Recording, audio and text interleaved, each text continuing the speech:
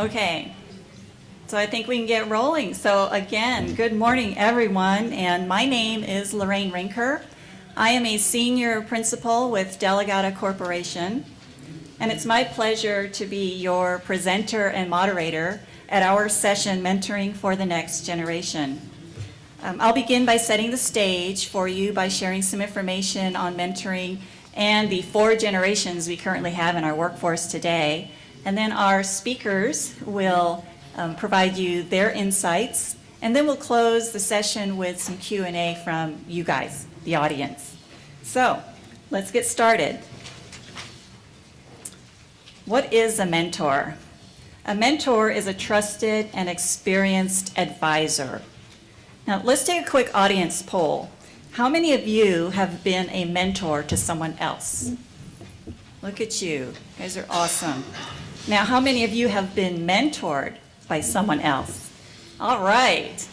We have almost the entire room. Fantastic. So mentoring, which goes all the way back to ancient Greek times, is a learning and development partnership between someone with vast experience and someone who wants to learn. And did you know that Alexander the Great had Aristotle as a mentor? The poet T.S. Eliot had Ezra Pound, and Beethoven and Mozart had Haydn. In the United States, mentoring really took off in the 1990s in the business world as a way to accelerate career paths to success.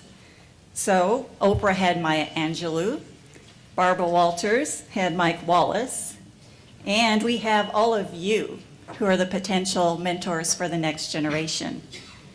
Now, each generation has characteristics that were formed as a result of the times that they lived in. In order to understand how we can leverage that vast experience of all of you to be potentially awesome mentors, it may be helpful to understand each of the 4 generations currently in the workforce today. So we begin with the veterans, who are also known as the greatest generation. This extraordinary generation of people fought for our freedom in World War I and World War II, and then they fought for their own livelihood through the Great Depression. Today, this generation makes up about 4% of the workforce. They live to provide a legacy. They are so proud. So in their work, they look for a career where they can leave a legacy. They look for support in shifting their work-life balance, and they are known for being loyal. Now, the baby boomers created a huge shockwave in the world's population in post-World War II. New hospitals, schools, entire communities were built to accommodate this huge population boom. Boomers learned how to duck and cover in the Cold War. They protested the Vietnam War. And boomers gathered around the world to watch the landing on the moon when it was viewed on the television sets. Now, because there were so many of us, there were some 76, 77 million baby boomers, there's a lot of competition in the world. That didn't stop boomers. Boomers wanted a stellar career. And so just in those sheer numbers, they reached the top of the ladders in the career environment in droves. They look to achieve work-life balance with others and are known for being respectful. Now, Generation X, also called the MTV generation. Now, this generation grew up as, you may have remembered the term, latchkey kids, leading to their independence. In her book, Generation X Goes Global, published in 2012, Professor Christine Henseller describes Gen X as a generation whose worldview is based on change, on the need to combat corruption, abuse, and this is a generation in search of human dignity and individual freedom. Xers like having portable, transferable careers. They want balance now, and they are known for being resourceful and independent. Now, we're still learning about the millennial generation, or you might call them the me generation. These guys have grown up with globalization and technology. And although they've been labeled entitled, this generation is showing signs of civic mindedness and has a deep desire to make a difference in the world. They want it to be a better place. And did you catch that story? I think it was yesterday. There was a 19-year-old student who heard about a man, a 56-year-old man who walks some 21 miles to and from his job every day. And this 19-year-old was wondering, now how can he help that man? So he created, it's a internet crowdfunding site. So he created this website thinking if he could just raise $5,000, maybe this man could buy a car. So I checked that website this morning and it's at over $278,000. Okay? Millennials are awesome, right?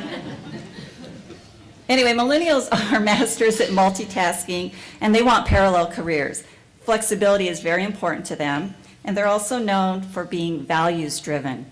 Now, for all that may distinguish one generation from another, something that may be a little more interesting is what do we all have in common? And we actually have more in common than we might think. We want many of the same things in our work. We want many of the same things in our personal life. No matter who we are, we all value trust and we want respect. So every generation learns from the generation before it. So let's take a look at the millennials and what we can learn from what they want. When it comes to their job, millennials want an opportunity to learn new things. They want diverse work experience. They want mentors. And from their boss, millennials want help navigating a career path. They want straight feedback and many times, quite often, repetitive straight feedback. They want mentoring and coaching. They also want sponsorship for formal development programs. At the same time, they want flexible schedules. So today, our cross-generational panel will share their experience with informal and formal mentoring. They will touch on traditional one-on-one mentoring, which I think is the method that most of us are familiar with. We'll hear about some group mentoring, which provides an organization the opportunity to extend its mentoring efforts and reach more people. And then there's reverse or reciprocal mentoring. This comes in handy when the old guard of an organization realizes that they may not be in touch with the future the same way that the 20-somethings are. So let's meet our cross-generational panelists. Our informal mentoring team from the California Public Employees Retirement System is represented by Chief Information Officer Liana Bailey-Crimmins,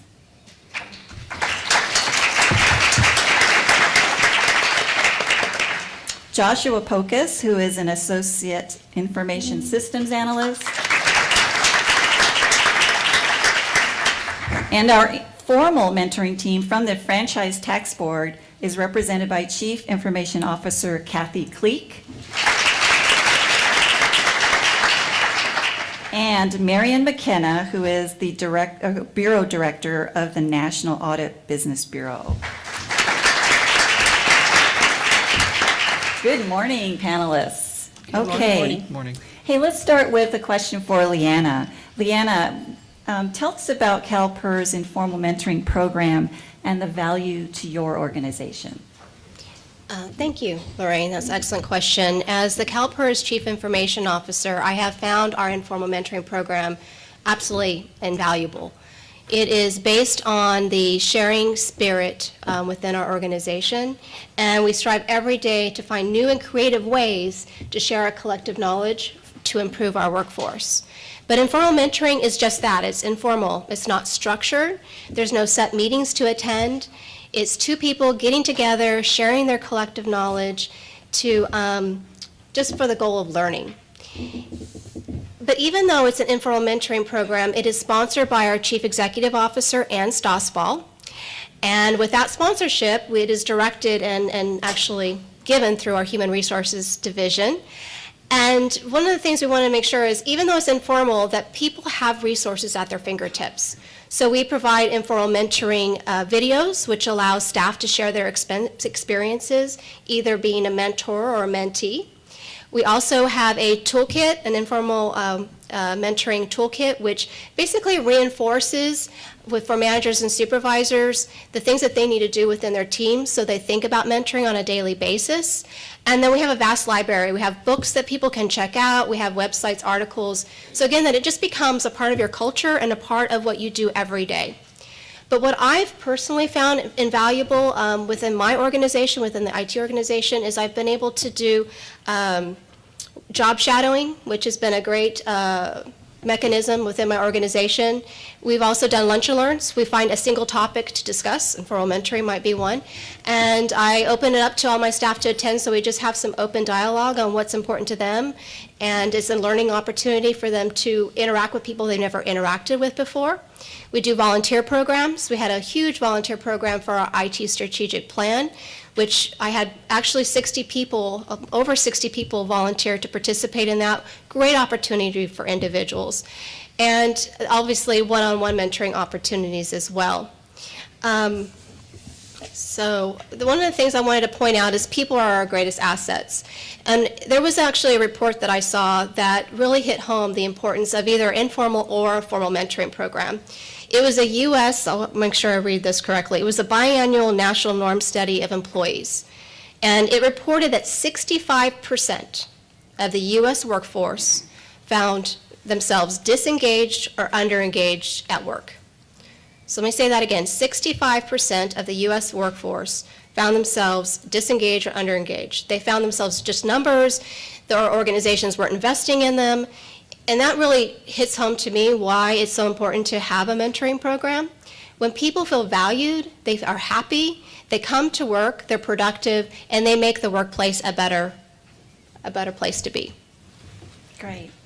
So, Liana, what is it about mentoring that you're so passionate about? Well, I really believe that mentoring is the opportunity to pay it forward. I, over the last 26 years, have had the opportunity to work with some amazing individuals in my state service career. And those individuals, I believe, those mentoring opportunities is what has made me successful in my career. And my job is then to take that information and pass it on to the next set of individuals. There are times, I don't know if you've ever felt this way, that you're actually being mentored and you didn't even know it. That happens with kids quite a bit, I think, actually. But you find that you get this gem piece of information, and several years later, you realize, wow, wasn't that wonderful? They instilled some piece of wisdom on me that I didn't even know that I was going to use in my career as I move forward. So that was just overall wonderful. The other thing that I find is that kind of generates my passion is not only my own internal passion, it's the passion within my organization. So I actually did send an email out to my staff related to informal mentoring. Our HR shop does an amazing job, but we wanted to figure out how within the ITSB branch we could enhance it. So I sent an email saying who would like to join me for lunch and talk about informal mentoring and how we can make it a better place within my organization. 45 people gave up their lunch hour to come and talk about why mentoring wasn't so important to them, and also express their passion within using the tools and how it gets reinforced. So to me that shows not only myself, but the passion is actually spread throughout the organization. Yeah, that's wonderful. So you got the attention through that invitation. So you do have a very multi-generational workforce at CalPERS. Yeah. How do you get that cross-generational organization totally engaged?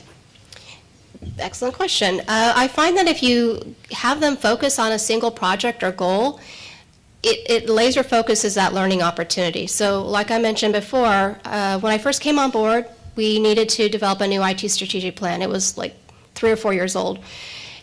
So I went out to an all-staff meeting and I asked individuals, who is interested in having a voice in the direction the organization is going? And I had 60 plus individuals, which is 10% of my organization, volunteer to actually participate in this project. So after the project was over, and remember, everyone has day jobs, so they're getting that done, they're giving up their lunch hours, spending time after work. These are 60 people that are really passionate about really having a voice, and making sure that our strategic plan aligns to the business. So after, like any project, we had a post-celebration, and I asked, 60 people in a room, I said, okay, what was the experience like for you? Would you have done anything different? And unanimously, I had people stand up, and they said it was actually the best opportunity they've ever had. And I mean, that kind of gets me all choked up. But what was wonderful about it was they were honest. They said, I walked into it with a lot of reservation. I thought that title was going to be an issue. If I'm an OT or a manager, people would treat me differently depending on my particular title. They also felt that managers were going to micromanage. They were going to get in there and start directing everything that happened within that particular project. But what actually happened was the exact opposite. We blew up the boxes. People got to work with individuals they never worked before. They established friendships, and they were actually able to establish mentoring opportunities that, again, without that project, they may never have taken on. That's great. So there was this magical moment in a all-staff meeting that I heard about. Yes. Would you like to share a little bit about that? Magical moments, all staff. I don't know if that goes hand in hand. Yes, in my all-staff meeting, one of the things I asked my staff is, who wants to be a CIO? And I got someone to raise their hand. And I'd like to introduce you to Josh Pocus. If you can maybe explain to everyone why you volunteered. Thank you, Liana. Good afternoon. My name is Josh Pocus. I'm an Associate Information Systems Analyst at CalPERS. I was new to the state, actually, in 2014. I went to the ITSB All-Staff. Sorry, it's a little louder. So I went to the ITSB All-Staff in 2014, and I sat in the front row, and Liana asked that question, who would like to be a CIO? So I raised my hand. Not knowing what a CIO did, just wondering. And then I turned around and I actually looked behind me, and I was the only one. So to my surprise, Liana actually invited me to shadow her for a day. And I got in contact with her and her assistant, and we set up a day to shadow. That's awesome. So why don't you tell us a little bit about that day? What happened? So I didn't really know what to expect. The day actually started around 8:30, but Liana was, I think, at work at like 6 a.m. So as I was going to her office, I was actually surprised that she invited me to shadow her, and so I had no idea what the day was going to entail. But the day started her out with actually meetings. That is what a CIO does.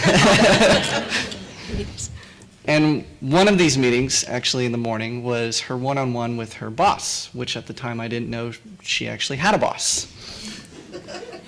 So I was very thankful that I was actually privileged to sit in these meetings that most people don't get to sit in on. We actually did have a nice break at lunchtime. Liana actually doesn't always take lunch. It's very rare that she does, but we got a chance to sit down for about 30 minutes and talk about my goals and how she actually got to where she was in career paths and what she learned along the way. And in the afternoon, we went to the quarterly CIO forum, where I got to meet every CIO from almost every state agency. So that was very surprising. And we ended the day at around 5 with a meeting with her division chiefs on actually the strategic plan and how to move forward with that. So was very grateful that she allowed me to shadow her for a day. Wow, it sounds like you had a great day with that shadowing opportunity. And yeah, so CIOs do have bosses, huh? They do. Isn't that funny? So, has that experience, changed maybe the way you look at your career now? It has, and that is a very great question. It actually opened my eyes to what a CIO does, and it opened my eyes to what I need to move forward with. A CIO isn't necessarily specialized just in one area. They know the vast amount of what IT and how all the organization connects together. So it really opened my eyes to that I need to not just be specialized in my area. I need to learn everything from the business to all the different areas of IT and how they're connected. Great, thanks. So do you still want to be a CIO? Actually, everybody asks me that. Everyone, from my manager to my coworkers, and I do. I really do. I think that it's going to take a while for me to get there, and there's a lot of work ahead for me. I need to maybe start shadowing a little bit closer to my current position to learn my next step.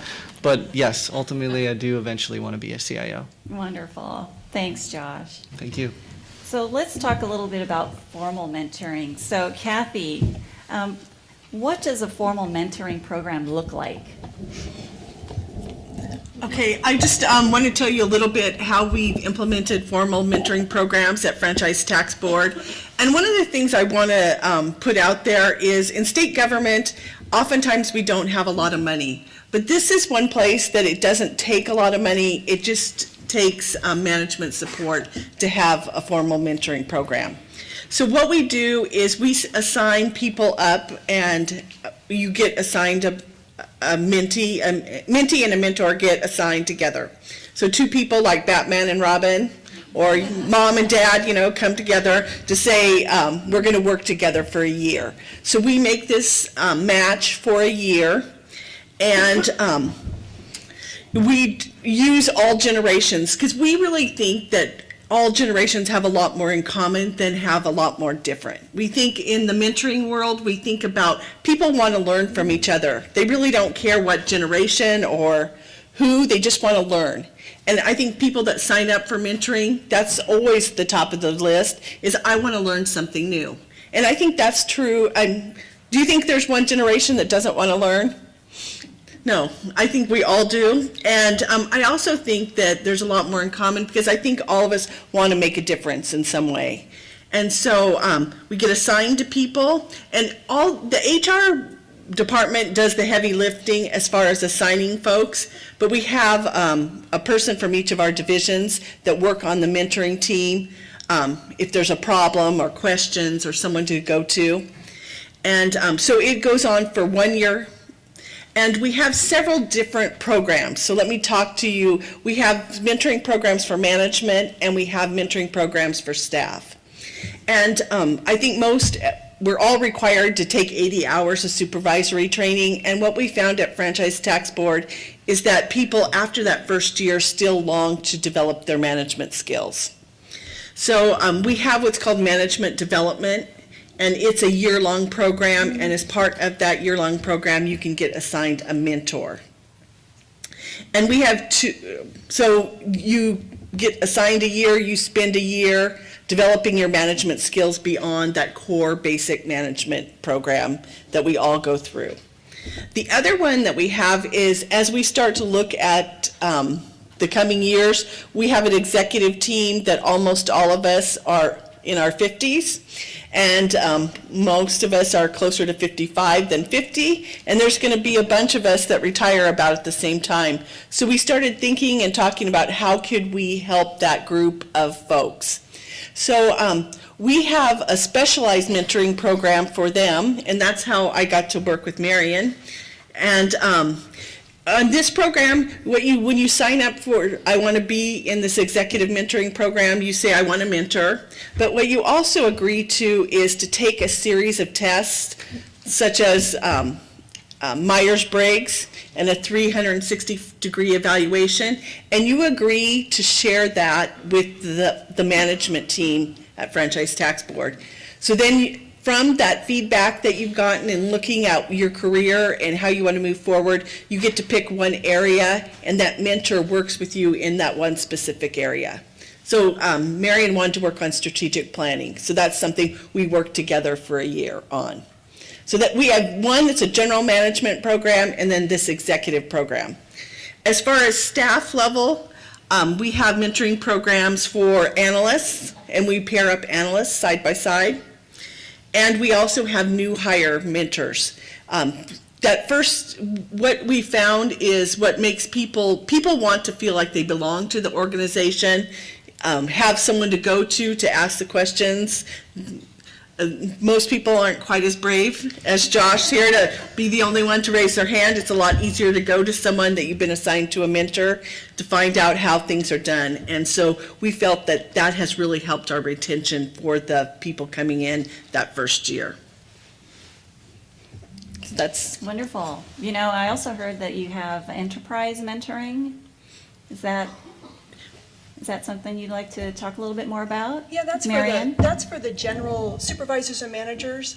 So there's a few hundred supervisors and managers within the Franchise Tax Board, and we will set up a system in which we can pair up folks from different divisions to talk about situations that they have in their divisions and learn from other divisions. So it's you could be paired up with someone at your own level, someone a little bit above you, but it's more to get an enterprise perspective and to have an outlet to run across ideas and situations that you're coming across that you might want to get some information from a different area on. And we probably have about 50 people involved in that. We had a kickoff last month, and Cathy was one of the folks that was kind of acknowledged as being involved in this enterprise coaching and mentoring effort for the last 6 years. So we had probably 15 or 20 people involved in it for that many times. Great, wonderful.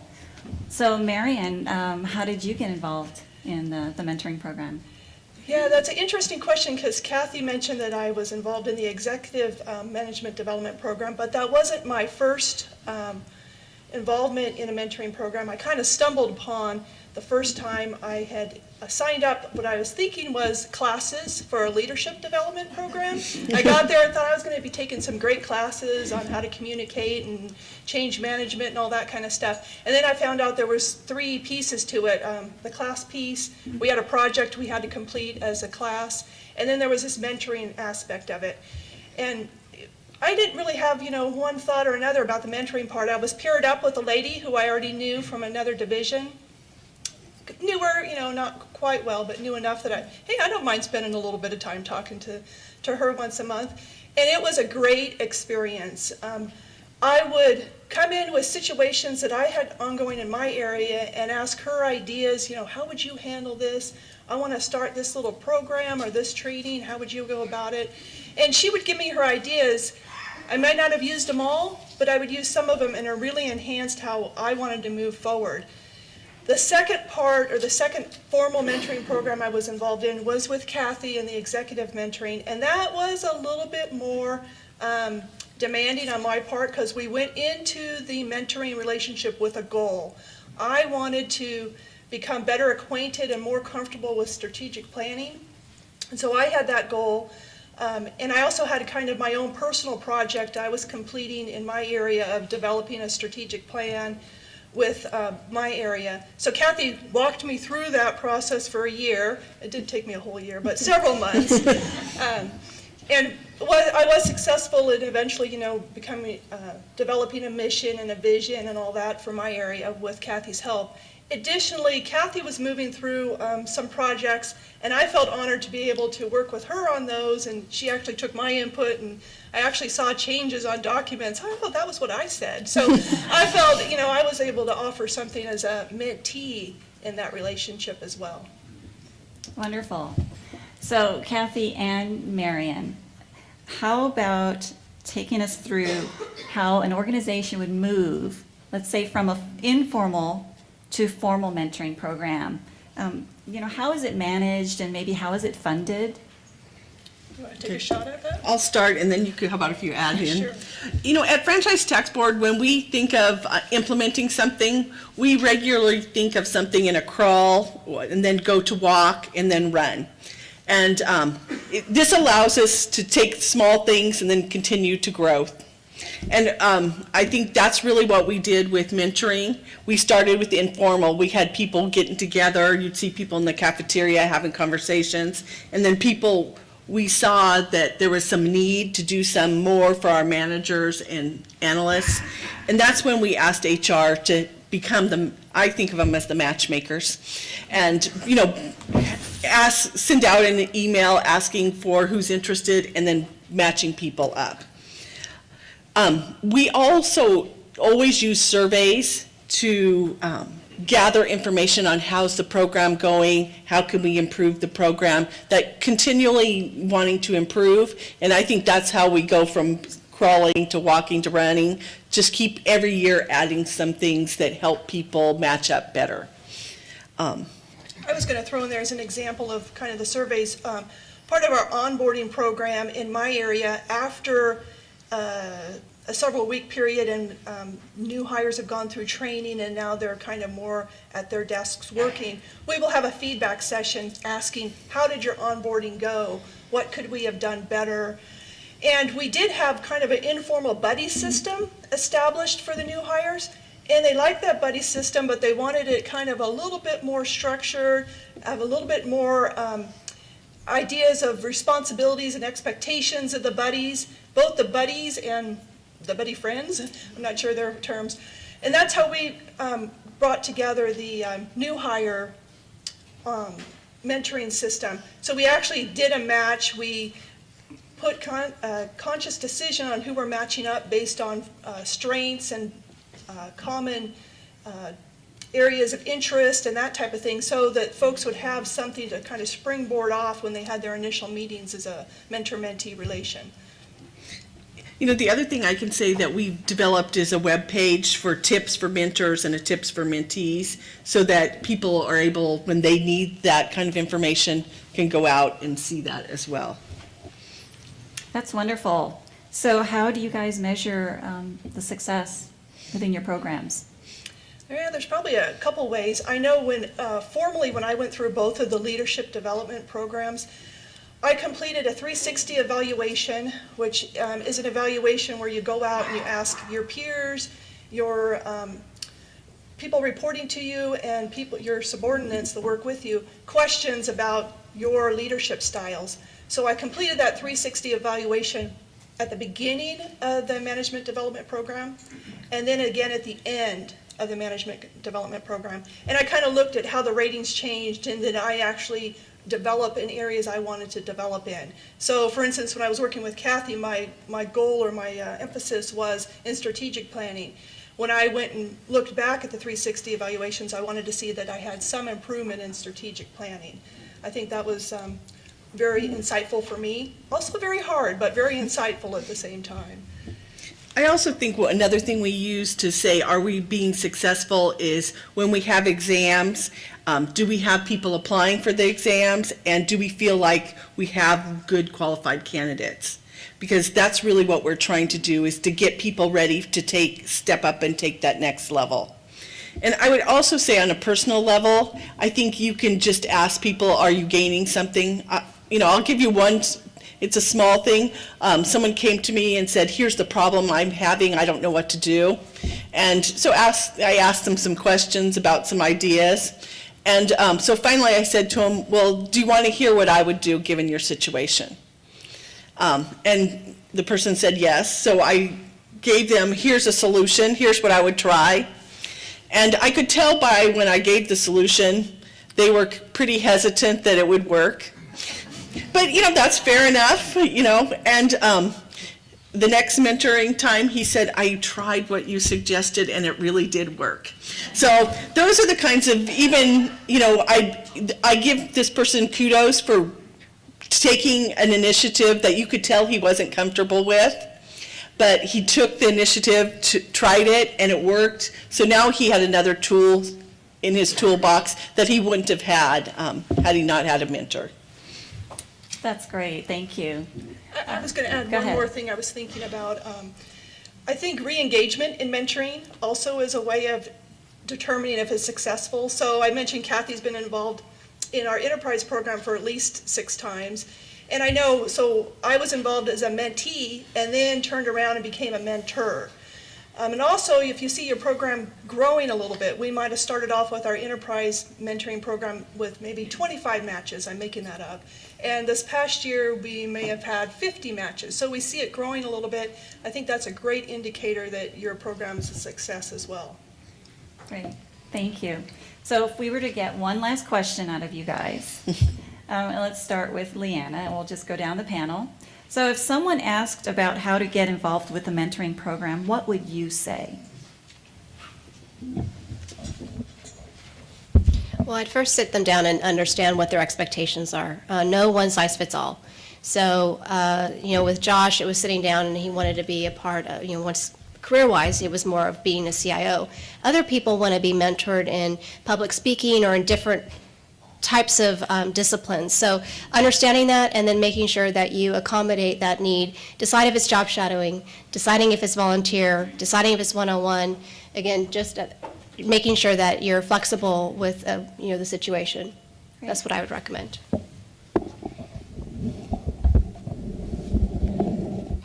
Sorry. What was the question again?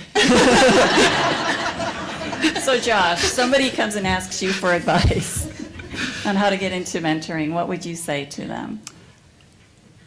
I would actually tell them that take a leap. You have to raise your hand, even in a large audience, when asked a question. And not just in shadowing. If you want to be mentored in any aspect of your career, you have to reach out and find somebody that you aspire to be, and then contact that person, whether emailing or on the side, one-on-one. Go to lunch, go to have a coffee, and get advice on what they did versus what, and then you can plan your next step. But you have to take that leap. Okay, thanks. Cathy? I'm going to answer the question from being a mentor, and I would just say that, people have given back to you and helped you in your career, so I think it's something that even early on in your career, if you can help someone else, I think we owe it to each other as being part of the state community. And the other one piece of advice that I think is so critical is when you agree to be a mentor, you need to learn what stays in Vegas, happens in Vegas, stays in Vegas. If I had Marian as a mentor and then behind her back I'm saying, oh, you can't believe Marian can't even think of one strategic idea. That would really undermine our relationship, not help her at all. And so I think you need to learn to keep things in confidence. People need to be able to trust you, to bring forth ideas that they're struggling with, and you need to keep that in confidence and not be out there bad-mouthing them, or, you need to be there to help them and support them. So I think that's so critical in having a good relationship that I wanted to throw that out. Wonderful. All right, Marian, you can bring us home. Yeah, I agree with Josh completely. Get involved, get into a project. But if you don't have that in your internal modem to, volunteer and put your hand up in front of a whole all-staff meeting, maybe stealth mentoring, where you observe someone that you respect, someone who you admire, watch how they conduct themselves, watch how they approach problems, how they approach change management, and learn from that for your own self. And then maybe it'll become more comfortable to actually be involved in a known mentoring program. That would be my little one tad bit of advice. Okay. Wonderful. Well, thank you, panelists, for sharing your experiences. We have a few minutes left in the session, so we would like to open the floor to questions from the audience. We have a microphone center floor. We'd ask you to go there. Thank you. My name is Alfonso Ramirez. I'm retired at the State Personnel Board, and actually I've been retired in Youngton going on 10 years. My question is, how does your mentoring program fit into your workforce succession planning and your two departments? And if you could just quickly give me an age profile of your technology division. That's my question. Cathy, do you want to take it first? As far as the vast majority of our staff we have very few of the I can't think of your, The millennials? millennials. We're very lean in that area, less than 10%. And Generation X, I would say, is about 15%, and 75% are baby boomers and veterans. So we are very heavily staffed with the more mature organization. The more experience. Thank you. And so, you know, part of our succession planning, we believe mentoring is a big piece of that. And so we invest heavily in it. You know, Marian's told you I've been involved for years. And I personally ask each one of my division chiefs to make sure that mentoring is a part of their management activities that they take on, and I always mention it in their evaluation to give them kudos for spending the time to do that. So I think that answered your question. And for CalPERS, I don't have the statistics, but I would say we all have all 4 generations within our IT workforce. And some of again, we talked about measurements and how do you invest in your staff. When I came on board in August of 2013, I had a 19% vacancy rate. And in the span of 12 months, working with HR and really being deemed a destination employer, I was able to reduce that to 7%. And in addition, through the mentoring program, my staff have become the best evangelist. I was surprised when people want extra copies of the strategic plan. They take it home to their family and friends. I don't know about you, but people don't take strategic plans normally home to their family and friends. But they've really become our evangelist, and so when it comes to recruitment and retention, they're the best voice. I mean, I don't know about you, but when I'm looking, well, you don't hopefully look for jobs very often, but you want to talk to people that are working in that department. And what do they think about the culture, and is it a great place to work? And if your staff are beating your drum, I think that's invaluable. And the way we do that is just continue investing in them and making sure that they know that they aren't a number, that they're valuable, and we all have something to contribute. Great, wonderful. Any other questions? We're almost out of time. Oh, we do have one. Thank you. I'm not accustomed to having to use microphones, so I'll try to keep this very far away. Joshua's experience pinged my mind. As I remember being a young man many, many years ago, I would empathize with the experience that you had, and I had this question actually for comments from the group. How do you deal with a person who has a motivation, or at least believes that they do, to aspire in a career, for instance, in your case, of a CIO, but somewhere in the experience you realize that they just don't have an aptitude for that particular type of experience, despite their motivation to do so?